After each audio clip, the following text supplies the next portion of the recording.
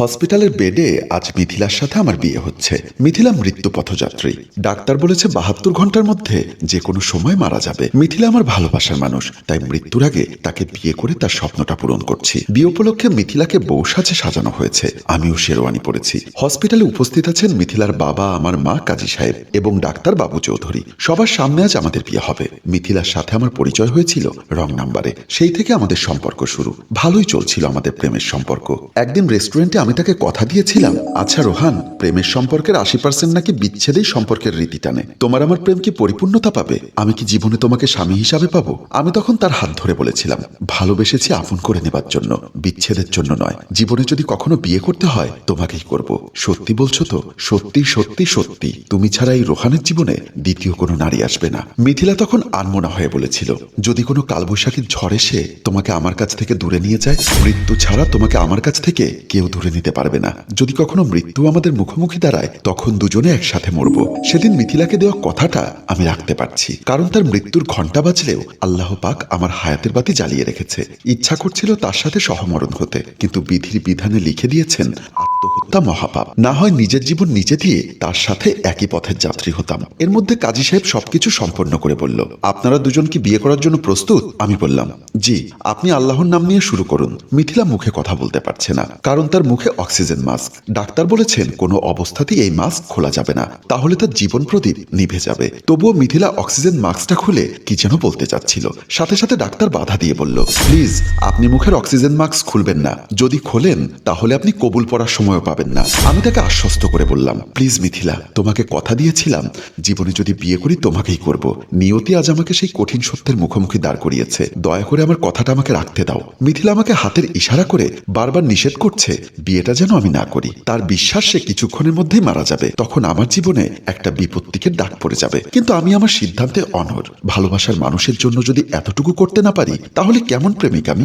মিথিলার বাবার চোখে মুখে মেয়ে হারানোর কষ্টের ছাপ লক্ষ্য করা যাচ্ছে। ওনাকে সান্ত্বনা দেবার ভাষা আমার জানা নেই। আবার ওনার পাশে দাঁড়ানো আমার মা ছেলের এমন ভুল সিদ্ধান্তের জন্য কিছুটা বিরক্ত। তবুও একমাত্র ছেলের কথার অবাধ্য উনি হননি। আমার মা যদিও চেষ্টা করেছিল আমি যেন মিথিলাকে বিয়ে না করি। যেদিন মিথিলার বাবা মিথিলাকে হসপিটালে ভর্তি করার পর আমাকে ফোন করেছিল, তখন আমি মার সাথে ড্রয়িং রুমে বসে কথা বলছিলাম। আমার বাবা বিদেশে থাকেন, দেশে আমি আর আমার মা ছাড়া কেউ নেই। মা তখন বাবার সাথে মোবাইলে কথা বলছিল। পাশে বসে আমি মাকে ইমপ্রেস করছিলাম বাবাকে বলে আমার জন্য কিছু টাকা দিতে। এমন সময় মিথিলার বাবার কল আমার মোবাইলে আসে। আমি কলটা রিসিভ করে বলি, আসসালামু আলাইকুম আঙ্কেল। অপর প্রান্ত থেকে মিথিলার বাবার কান্না মিশ্রিত কণ্ঠ শুনতে পেলাম। উনি বলল, ওয়ালাইকুম আসসালাম। বাবা, মিথিলাকে হসপিটালে ভর্তি করিয়েছি। কেন?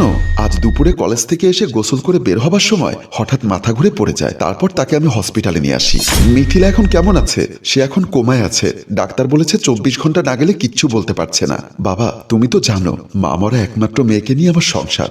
আমি এখন কি করব বুঝতে পারছি না। মিথিলার বাবার মুখের এমন কথা শুনে আমার চারপাশ অন্ধকার হয়ে আসতে লাগলো। আজ কলেজ থেকে আসার পথেও আমার সাথে মিথিলার দেখা হয়েছিল। দেখলাম সুস্থ সবল একটা মেয়ে। হঠাৎ তাকে কেন হসপিটালে ভর্তি করানোর মতো অবস্থা হলো? আমি যখন মোবাইল কানে দিয়ে কথাগুলো ভাবছিলাম, তখন মাকে দেখলাম বাবার সাথে কথা বলা বন্ধ করে আমার মুখের দিকে তাকিয়ে থাকতে। আমি উপায়ন্তর না দেখে মিথিলার বাবাকে বললাম, আঙ্কেল, কোন হসপিটালে মিথিলাকে ভর্তি করেছেন? ইপ্তি এবার কেয়ার হসপিটাল লিমিটেড। ঠিক আছে আঙ্কেল, আমি আসছি বলে মোবাইলের লাইনটা কেটে দিলাম। মা জিজ্ঞাসা করলো, কি হয়েছে রোহান? কাকে হসপিটালে ভর্তি করিয়েছে? মিথিলাকে। কেন? তা তো জানি না। এখন নাকি সে কোমায় আছে। ওর বাবা আমাকে হসপিটালে যেতে বলছে। আমি আসি মা বলেই আমি হসপিটালের উদ্দেশ্যে চলে আসলাম। হসপিটালে এসে দেখলাম আমার ভালোবাসার মানুষটা অসুস্থ অবস্থায় পড়ে আছে। তাকে এই অবস্থায় দেখতে হবে কখনো ভাবিনি। সে অজ্ঞান হয়ে পড়ে আছে, যাকে ডাক্তারের ভাষায় বলে কোমা। মিথিলার বাবা কাঁদছে, আমাকে জড়িয়ে ধরছে। তাকে সান্ত্বনা দেবার ভাষা আমার নেই। সত্যি কথা বলতে আমার চোখ দিয়ে জল বেরিয়ে আসছে। সাজানো গোছানো মানুষটার সবকিছু এলোমেলো হয়ে গেল। আমি বললাম, আঙ্কেল, ডাক্তার কি বলেছে? মিথিলার বাবা চোখের জল মুছতে মুছতে বলল, অনেকগুলো টেস্ট করিয়েছে, বলেছে টেস্টের রিপোর্ট না আসা পর্যন্ত কিচ্ছু বলা যাচ্ছে না। ঠিক আছে আঙ্কেল, আপনি মিথিলার পাশে বসুন, আমি একটু ডাক্তারের সাথে কথা বলে আসি। বলেই ডাক্তারের সাথে দেখা করার জন্য আমি চলে আসলাম। ডাক্তার সাহেব তখন ওনার নির্ধারিত চেম্বারে বসে রিপোর্ট দেখছিলেন। আমি দরজার সামনে এসে বললাম, স্যার আসতে পারি? জি আসুন। আপনার পেশেন্ট কে?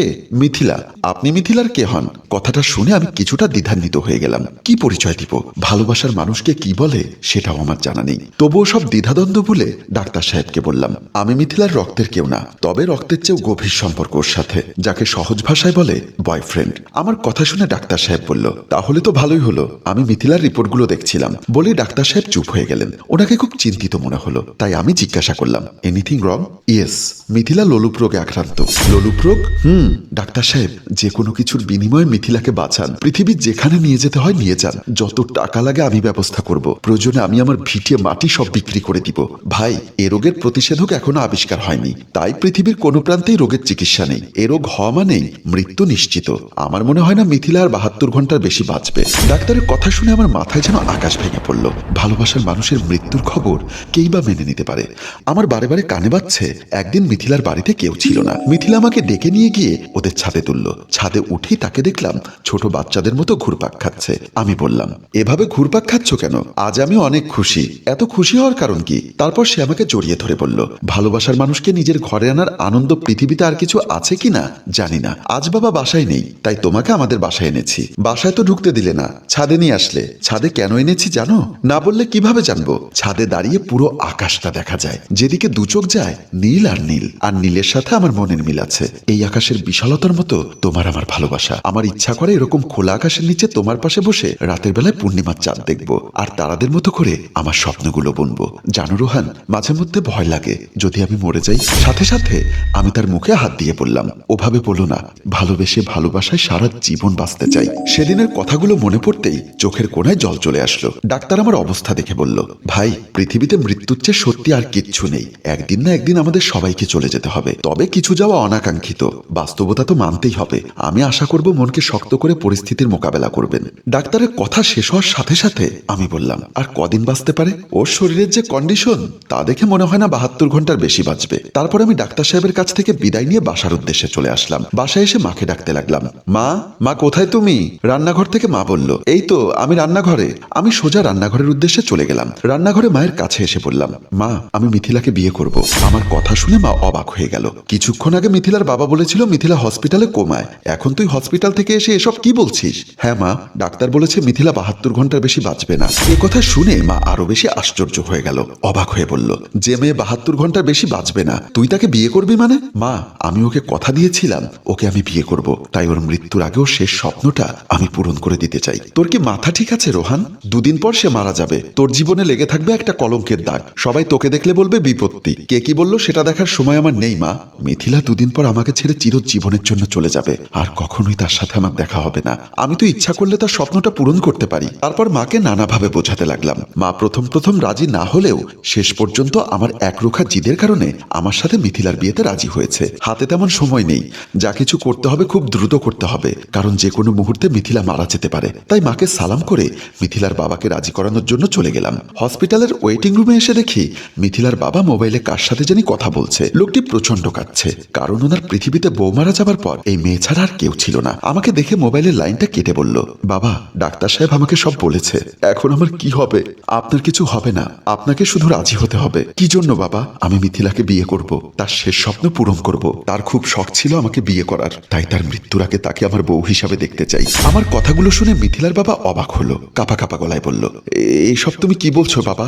আমার মেয়ের জন্য তোমার জীবনটা কেন নষ্ট করবে? আঙ্কেল, ভালোবাসার মানুষের জন্য যদি কিছু করতে পারি তাহলে নিজেকে ধন্য মনে করব। প্লিজ আঙ্কেল, আপনি না করবেন না, আমাকে মিথিলার স্বপ্নটা পূরণ করতে দিন প্লিজ। ডাক্তার বলেছে ওর অক্সিজেন মাস্ক খুললেই নাকি ও মারা যাবে, তাহলে ওকে কাজী অফিসে কিভাবে নিয়ে যাবে? কাজী অফিসে ওকে নিব না, কাজী অফিসটাকে ওর কাছে নিয়ে আসবো। আপনি শুধু হসপিটালে বিয়ের ব্যবস্থা করুন। বলেই আমি কাজী সাহেবকে আনতে চলে গেলাম। তারপর যথারীতি এখন আমাদের বিয়ে হচ্ছে। কাজী সাহেব সব দোয়া দুরুদ পড়ে মিথিলার উদ্দেশ্যে বলল, এই বিয়েতে আপনি রাজি থাকলে বলুন মা কবুল। পাশে দাঁড়ানো ডাক্তার বলল, উনি মুখে বলতে পারবেন না, কারণ মুখে অক্সিজেন মাস্ক, এই মাস্কটা খুললে উনি মারা যাবে। কাজী সাহেব বলল, কানে শুনে মনে মনে বললেও হবে।